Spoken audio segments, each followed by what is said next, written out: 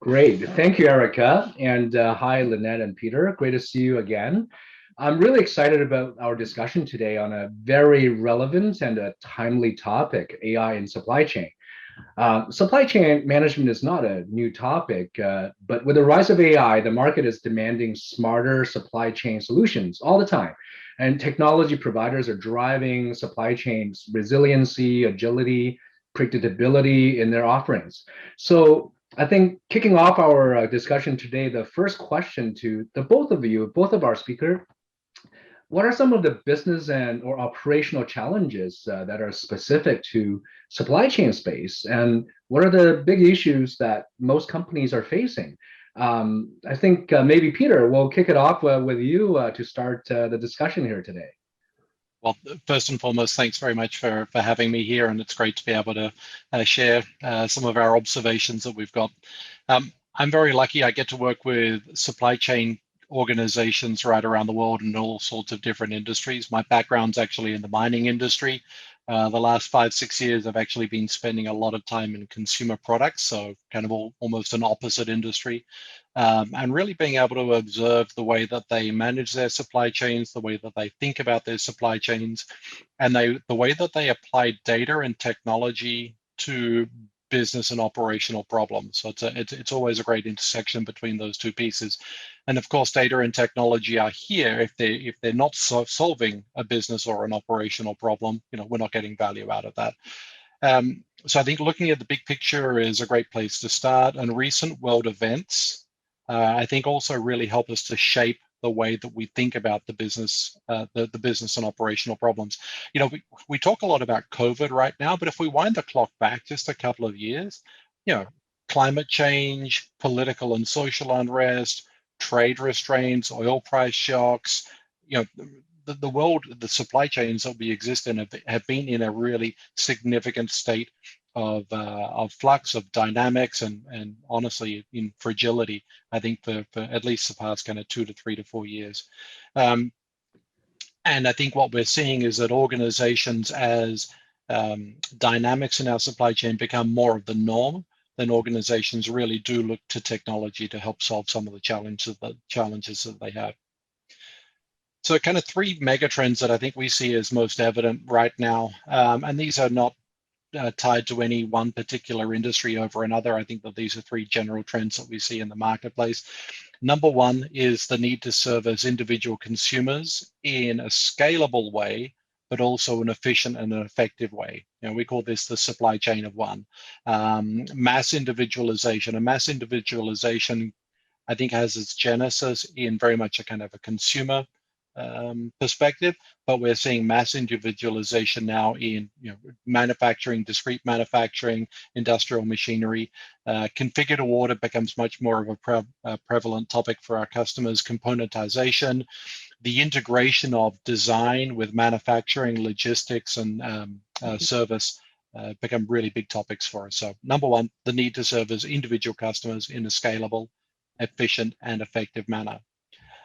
Number 2, and this became really important for customers through COVID, is the need for resiliency. So resiliency in being able to detect and respond to supply chain challenges and supply chain changes in both a safe way and also in a cost-effective manner.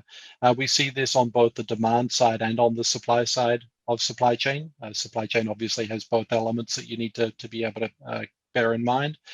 Topics such as inventory optimization, demand-driven MRP became very important to our customers, or have become very important.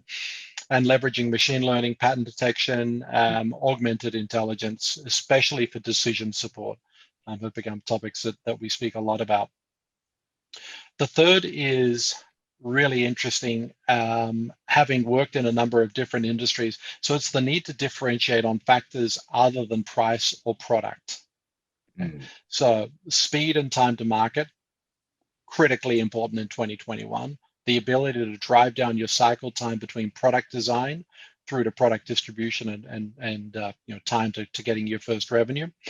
Sustainability, We see this with a lot of our customers building sustainability into their supply chains and then using that as a marketable term for them. Logistics, the time frame between order and delivery, scrunching that down, both in a consumer but also in a B2B scenario. Configurability of products, the ability to network your customers together is a differentiator. Manufacturing flexibility, and interestingly, a trend that we're starting to see now, particularly in consumer durables, is the service force and the extension of the service force outside of your organization, even getting to the extent of crowdsourcing service availability. So kind of three factors, servicing the individual customers, resiliency in detecting and responding, and then differentiating on factors other than price and product are certainly some of the trends that we're seeing. Great, thanks, Peter. Yeah, the broad trend certainly is important to keep our eyes on. And to the same question, over to Lynette. YVR is very much near and dear to many of the audience here on the session today. It brings out a very warm feeling in everyone. Especially now during COVID, we're all missing it very much so. So to this question, the first question that we have, Lynette, what is your thoughts around the answers on question, maybe specific to YVR? Yeah, I'm curious. Thanks for having me. I'm super excited to chat with you today. Curious, do you guys all have your first trip? Like once things lift up, you know where you're going to go? Like, I'm sure you do, right? We are so missing everyone traveling. Our traffic is actually down 90% of what it was in 2019. So, as a business, losing 90% of your revenue has actually been very, very hard on the airport. So, I think we're probably one of the hardest hit industries out there. And but it's really, never waste a crisis to reinvent yourself. So from YVR's perspective, we really are taking this time to be able to see how we can respond and come through COVID differently. And that involves our supply chain. So while passenger traffic is down significantly, cargo traffic is up. As you all know, the supply chains and movement of goods has really, really changed through COVID. Unfortunately, we don't make as much money off of cargo as we do with passengers, but it really does show us that we have to seize this opportunity to look at how we move passengers through our airport. And, people are part of the supply chain, ideas with the way business happens. People are a big part of that. And so being able to move passengers to get them where they need to be, it's a very important piece of it. So what we're doing is we're looking at how do we leverage new technologies, and really look at how we innovate at YVR to be able to not only survive COVID, but really come out as a much, much stronger airport. And so there's some exciting things that I want to talk to you about as the questions come out today. Sounds good.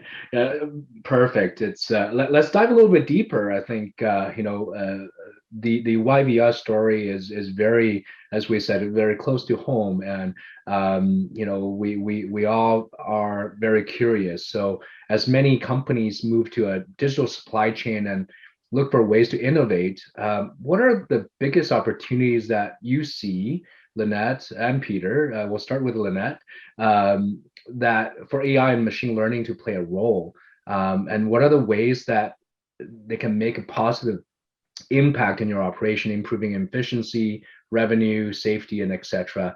Lynette, maybe you can expand on your earlier answer to this question a little bit more.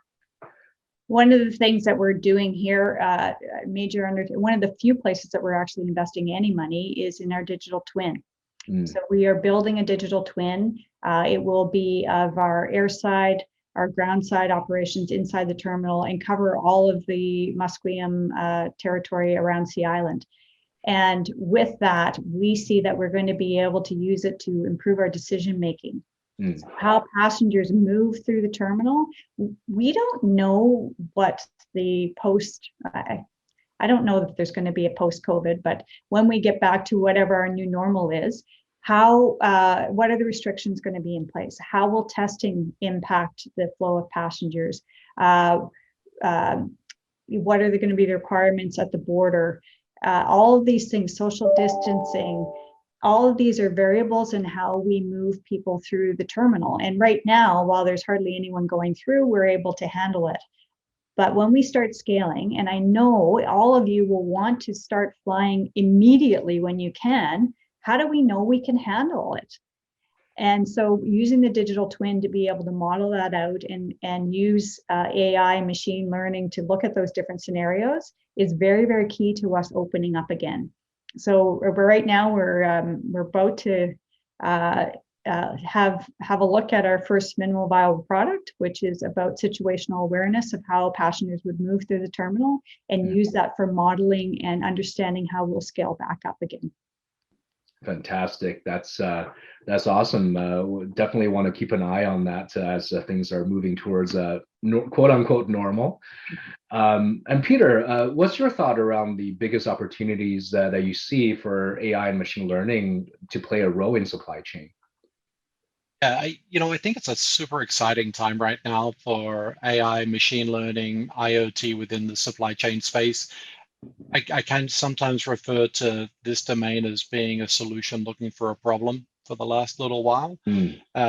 With our organizations that we work with, it's been an amazing set of technology, but what we've seen is smaller scale proof of concepts, small scale pilots, small scale deployments. And so that real incentive to move from that mode into a true enterprise mode has taken a little bit of time. And what's been required to be able to create that link is the linkage from the technology to use cases that scale, simplify, integrate. Okay? So we're starting to see that now on a much larger scale. And this has definitely happened through the last 18 to 24 months, where we've seen the convergence of the technology with the business process, with the economics, which is a really interesting thing to see.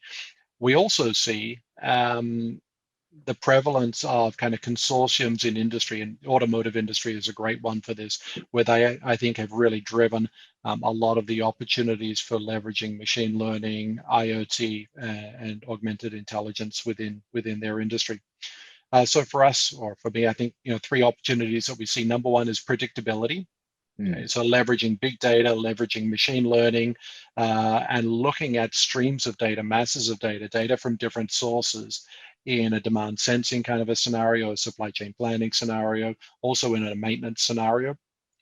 We can see that links into the next use case, which is around networks. So a much greater openness to be able to share data across machine types, across operators, across manufacturers, integrate that data. I think we've got strengthening in data governance and data sovereignty approaches, and apply the networks and the data openness in use cases around logistics in particular. So we're seeing this in the carrier market. So interesting to see what's flowing through the airport in that perspective there. Also product traceability, and being able to see upstream and downstream in your supply chain where products are, where your input products are, and where your output products are. And then the third area is around productivity. And this is kind of the holy grail that we always go for in supply chain. How can we take cost out, or how can we improve the top line? Augmented intelligence, machine learning, digital twins in an area so that we can sense demand more effectively, more accurately, more predictably, recommend actions. So in particular for supply chain planners, you're not spending time trying to figure out what the inputs to the decision are. You're actually making those decisions based on quality, data quality inputs that you've got. And also in the asset management, asset maintenance space, digital service, leveraging digital twins, being able to see, being able to work remotely. We're starting to see that, especially in industries like oil and gas, mining, where you have a very expensive workforce that might be operating in a remote site, and you can actually drive down your cost and increase your productivity by managing that in a more urban location. So fascinating time, Bruce. Absolutely, it's great to hear. There's a lot of the thought you say there was a solution looking for a problem, and that's starting to revert, and the pivoting point is arriving or has arrived. Would like to dive a little bit deeper with you, Peter, on that. Just from your perspective, what are the trends you're seeing from globally your customers that you're engaging with when they're looking at the future of supply chain? I think looking at our home area within BC and also North America, there's a lot of the trendings. But globally, are you seeing any trends that's interesting? Yeah, I think that it's probably a really good way to use an example that's quite real to people to kind of highlight this. The big trend that we see is the desire to view your supply chain as a whole. Okay, so not just pieces, not just parts, but really as a whole. And COVID is a fantastic example of this. And actually, the distribution of vaccines is a phenomenal way to think about this, from the way that the medicines and vaccines are designed through to the way that they are manufactured. And of course, it's a highly regulated industry that our pharma organizations work under, to the way that the vaccines are distributed, not just in a local market or a local perspective, but international or global. The way that they are managed as they're going through the logistics chain. Obviously, these vaccines, they need to be managed in cold scenarios and distributed effectively. The way that they are then delivered, the way that we track and trace where vaccines are throughout their life cycle, and then who is actually receiving the vaccine at the endpoint. Okay? Mm-hmm. So it's a wonderful example now, and I think we'll talk about kind of some innovations a little bit later. But it's a wonderful example now of how organizations and Moderna, Pfizer, AstraZeneca, and governments are really thinking about the supply chain in a very complete, very end-to-end, very visible and transparent way, and a great one for us to all think about. Awesome, great, thank you. We want to zoom our view back a little bit to closer to home again. Lynette and YVR is really exciting times with all the changes that are happening. Really interesting from the case study perspective, if you will. Very curious. What are your future ambitions for YVR? At this such an interesting time that we're in, and how do you see AI and machine learning playing a role in that? Yeah, I'll give you a couple of examples of things that we really want to move on quickly. One of them, we all know that climate change it's been part of our agenda, but it's really come to the front of all of our agendas through COVID. And the aviation industry is contributes to the GHG emissions. And as an industry, we've always looked at it, well, the airport, we can only do so much, and the airlines can only do so much.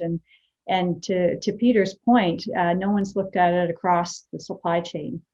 So with our digital twin and with these new innovations and technologies we're talking about, I think that we should be able to, as an industry, be able to say exactly how many GHGs have been emitted by flight, by person, real time. And to be able to understand that and work back from that use case is quite complicated. And how can you model out? So once you know how many GHGs are being emitted, so you're sitting at the gate, you push back off the gate and we all go, good, we're on our way. And then you often idle and you wait until it's your turn to take off. And that is because, the way the slots at an airport are, they're given to airports. There's a whole industry around like timing of and when the flights depart. And they're done in increments of 15 minutes to a half an hour. So every flight gets stacked up on top of each other because of the connectivity of the global network for the airlines. And so modeling out, like if we could just adjust those in a minor way, could we be able to have more efficiency on the airfield? And I think there's significant opportunity to drop the amount of GHGs. on the airfield, and also have a much better experience for you as a passenger so that you're not waiting and don't have those delays. So that's one use case that I think we can all relate to. The other one is around cargo. So the cargo data and information at an airport, it's quite opaque to us. We really don't know. You have cargo coming in the belly of a plane. It has to be cleared by customs. They don't know what's coming. They don't know when it's coming, what it is. I have this vision of them opening the box and going, oh, okay, that's what's in there. They check it all out, make sure it's all good.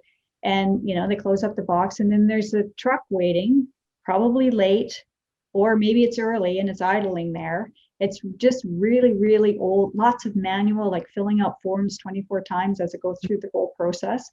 And I see a huge opportunity from a data commons perspective, and being able to model that out and really understand that space so that we can get efficiencies.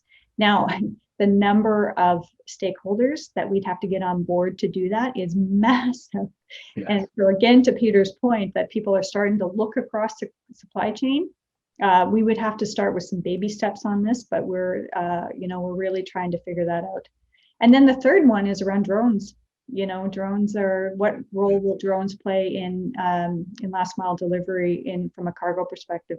On Sea Island, we have FedEx, we have Purolator, we have all the major Canada Post is here. I'm sure those as organizations are looking at last mile delivery. So is there a role for drones to play in that space? And is there a role for YVR to help with that? Fantastic. It's really interesting to, you know, as a frequent flyer, you're sitting every single flight after the push off at the tarmac waiting before the dead time. It's really interesting to look at it from your perspective on how that's stacked and this 15-30 minute increment. And, you know, looking forward to when we do get back to normal in some ways, that we're able to understand what our individual contributions to each of those minutes actually contribute to the numbers there. Will be a big needle to move, certainly. I'm sure there will be a lot of support for that from the market for that. So Peter, back to you. As we are diving deeper into this topic here, obviously there's been a lot of movements around the supply chain. What do you see as some of the biggest gains, and also in reverse, what are some of the biggest challenges in AI and machine learning in the supply chain space here? Yeah, so thanks for that question there, Bruce. You know, I think when we think about supply chain, we actually have, or digital supply chain specifically, we actually have quite a broad definition, from supply chain planning, logistics, manufacturing, and asset management. And I think that's kind of a neat way to unpack the topic of gains and the otherwise. You know, from a supply chain planning perspective, you know, we've really seen the gains around resiliency. So the ability to sense and the ability to respond, okay? And the ability to do that quickly, which you can convert very, very quickly to a real bottom line, top line benefit as a result. We see this within the way that, for example, in the supply chain planning space, it's a lot about data management algorithms. So the way that algorithms are designed, the way that we tune the algorithms, the way that we learn, the way to respond with the algorithms as we go forward, particularly in a demand planning perspective, but more and more in terms of a supply optimization perspective. So that's really quite neat in the supply chain planning space. In asset management, which is kind of almost fundamentally different because you're dealing with big machines and a lot of hardware, it's really around predictability. So the ability to not just look at, for example, a maintenance schedule and make a decision around when to maintain a particular asset, but actually to be able to look at data, to be able to look at intelligence, to be able to look at condition, to be able to look at reliability and make good, smart decisions around when to execute that maintenance. Again, this has a very, very direct impact on an organization's bottom line. If, you know, Lynette, if you're thinking about, you know, maintaining an aircraft or maintaining any of the, you know, the airside equipment that you have. From a logistics perspective, we see applications directly in terms of networks. So specifically the ability to track and trace product as it flows through a supply chain. We talked about, the pharmaceutical industry, but also, we're seeing this within kind of consumer staples, low value, high volume type of product as well, all the way through to high value, low volume products in, for example, industrial machinery. And then from a manufacturing perspective, quality and specifically predictive quality.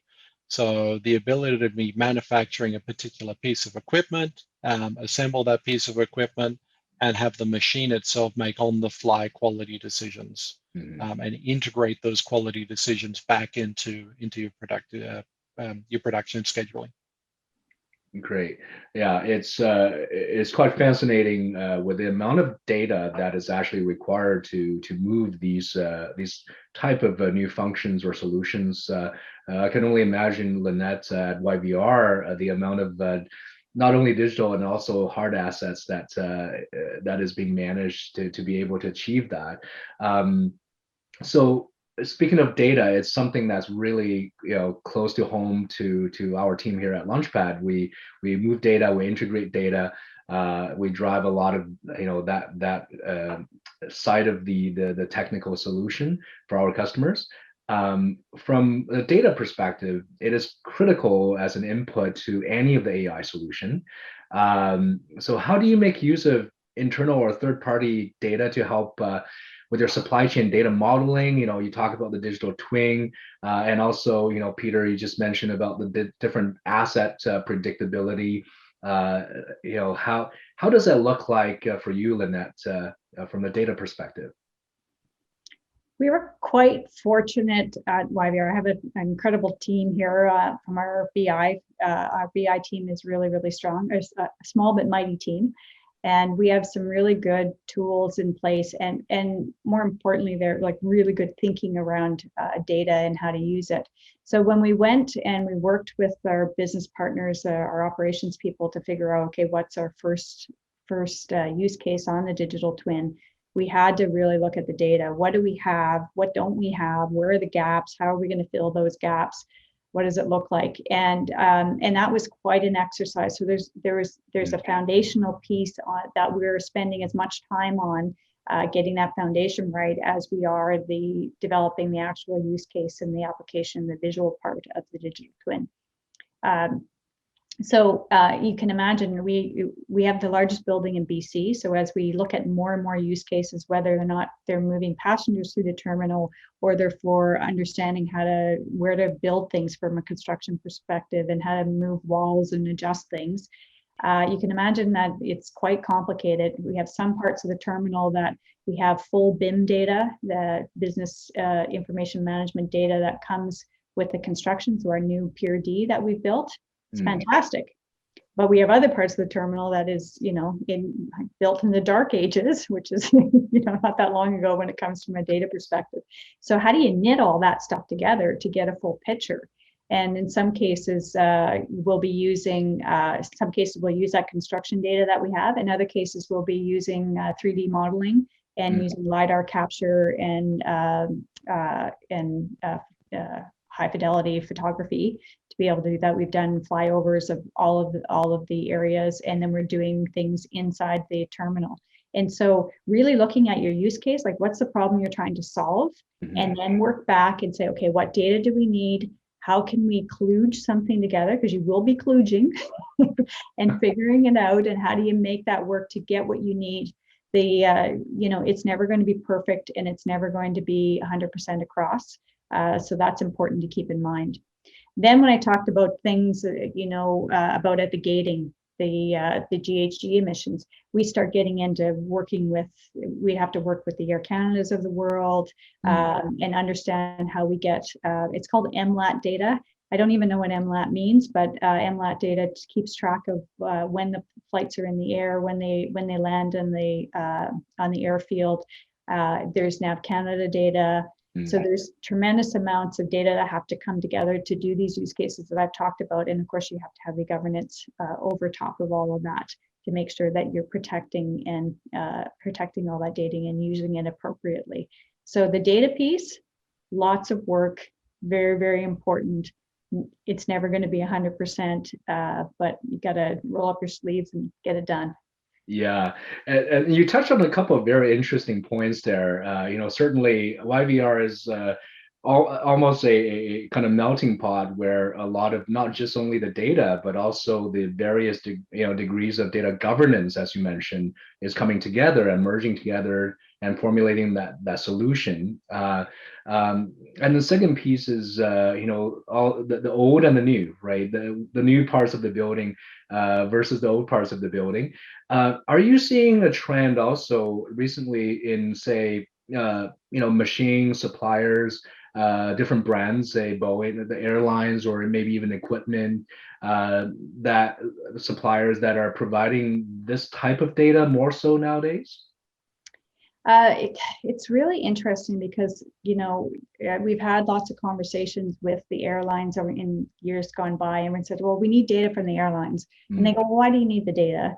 And no one can really say why they need the data. And so it just becomes this back and forth discussion and not really tied to anything. So I really think that you have those conversations with third parties around data for purpose. What's the purpose that you're trying to achieve through your use case, and be really clear on what exactly you need and what the benefit is to both parties.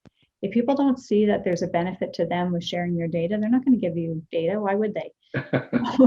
So it's just, I think we can have these, philosophical discussions around data, or you can really understand what you're trying to achieve, what's the purpose of it, what's the benefit of it. It's harder work instead of just like, okay, give me it all.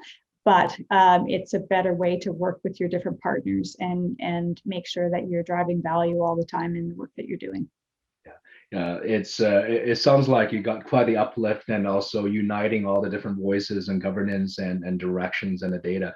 Very interesting. Looking forward to hear a lot more in the coming days. So with that, I want to pose a question to both Peter and Lynette. Obviously, we're in this very strange or interesting times, however you see it right now with COVID. We kind of touched upon it in the last a few questions and answers here. What do you think that there's a newer urgency now with COVID that's driving innovation around AI and supply chain? And is there any changes that's really happening? Peter, you touched on that a little bit earlier on. Do you want to dive in a little bit more around what has COVID, driven the innovation for AI and supply chain from your perspective? Yeah, it's funny. I mean, we talk about COVID a lot, but as I kind of mentioned in the intro, I think COVID's just been kind of an event that we've been through in the last 12, 15 months. That's the culmination of a series of disruptions that really have taken the concept of supply chain management, digitalization of supply chain from kind of a back office consideration really onto the front line and into the front office, which for the supply chain professional, that's kind of a neat little outcome that we've got. I think for the organizations that we work with, if we drill in specifically into COVID, I think that they have seen that during this time of intense change in their business model, intense change in their consumer preferences, what's important to their consumers, intense change to the way that their customers are operating, they've really seen their supply chains as a differentiator for them. So one example, we work with a pasta manufacturer in Italy. And I remember the first few weeks after COVID became a really big thing in kind of March, April last year, we were working with them, having a look at their demand planning data and being able to track spikes in demand for packaged pasta to the announcements by the Italian government of lockdowns. And of course, packaged pasta is a consumer staple. We did the same thing with toilet paper manufacturers, and it was really, really a super fascinating way. But for them being able to then, I mean, you can't predict COVID, but you can prepare for spikes and changes in your demand chain and in your supply chain. So I think that's been really interesting. Another example of where COVID has really sped up the need is around kind of integration and data visibility. So for a number of our industrial machinery customers, so folks who are making trucks, who are making valves, who are making pumps, they source a lot of them components from around the world. Different manufacturers or different plants within their organizations will manufacture those components, ship them into a central location for assembly. Actually, just before COVID, I remember having a discussion with one of our customers, and it was actually because of the trade and tariff issues that were happening with China. And at that point, they had 3 months worth of stock, the component stock that they could work with before they actually ran out of stock to manufacture their product. So for them, they had a real issue. Then they rolled into COVID and all the trade walls went down, and then things progressively opened back up again. So for them, from a supply chain perspective, starting to have multiple sources, particularly of your critical factors of production, your critical inputs and components, being able to know how to get those components in a reliable manner. Sea freight, air freight now, and a lot more stuff's being air freighted in for manufacturers. I think we've seen a lot of change in that as well, and less reliance on a small number of vendors to produce what is your critical items. So you're saying that if Lego actually had better supply chain management and predictability, I could have avoided during COVID not having Lego gifts for my little boy's birthday. There we go. There we go. Yep, you've just made it very real. Very real. Awesome. And Lynette, I'm sure during COVID, YVR, we both miss it, and you're right at the forefront of that. What's your perspective on the COVID impact on urgency and innovation around supply chain?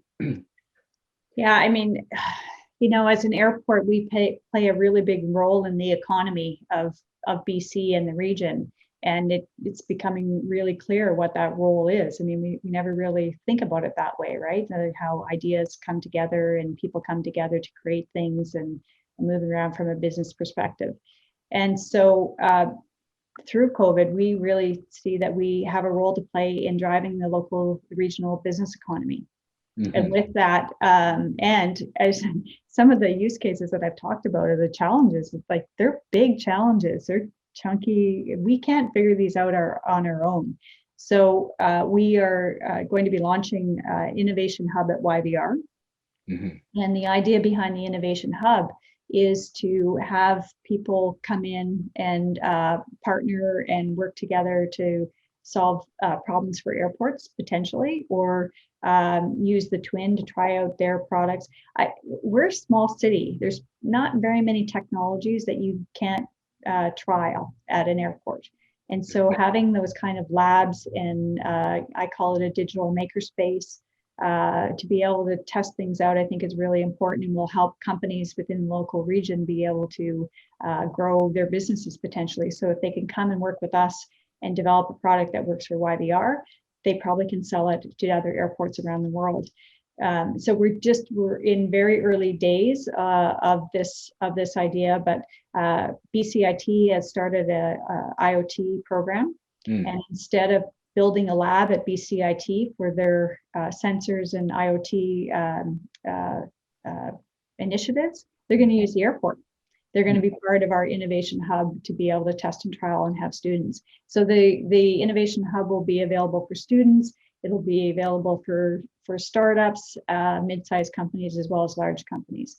We don't have the structure and the framework all figured out yet, but we're working with a number of partners to work that out, and look out for some information about how you can become part of that and be involved.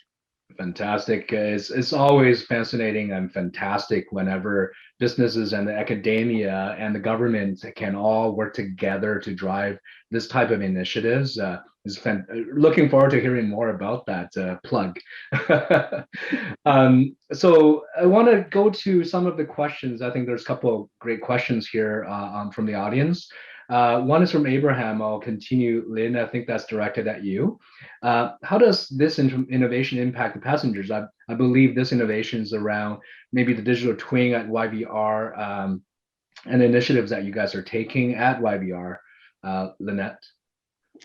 So when I would say how it's impacting the passengers for us, when things come back and they come back strong and fast, I really, really hope that you don't have to come to the airport 4 hours in advance.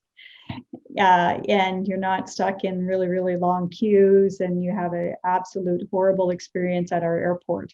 And so that's what we're really trying to avoid. We have done a lot to consolidate our terminal. There's huge parts of our terminal that are actually just shuttered. We have them shut down and we're not using them at all.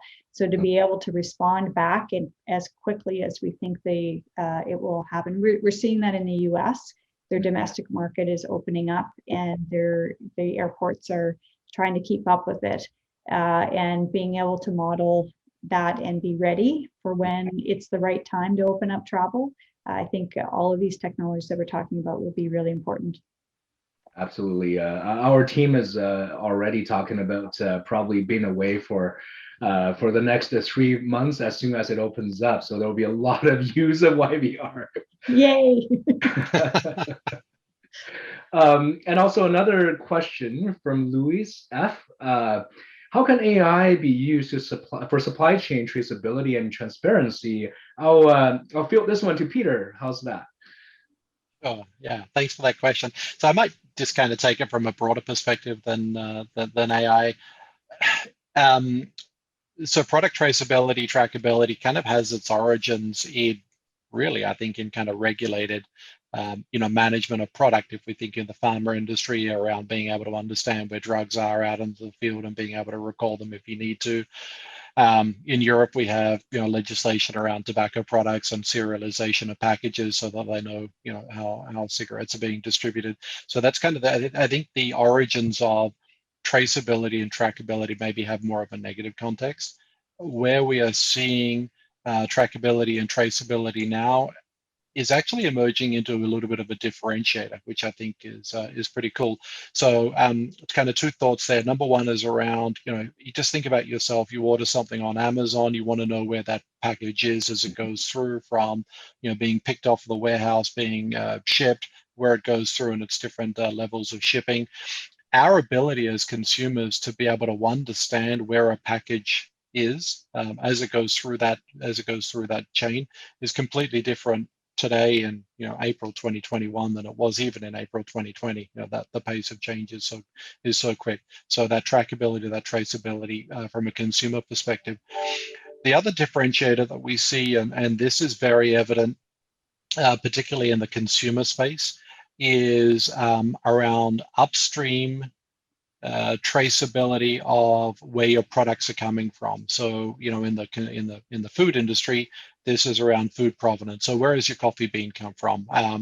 What is the nature of the farmer who has grown that? What kind of processing has it been through? What kind of logistics did it go through to come into your market, and how have you received that?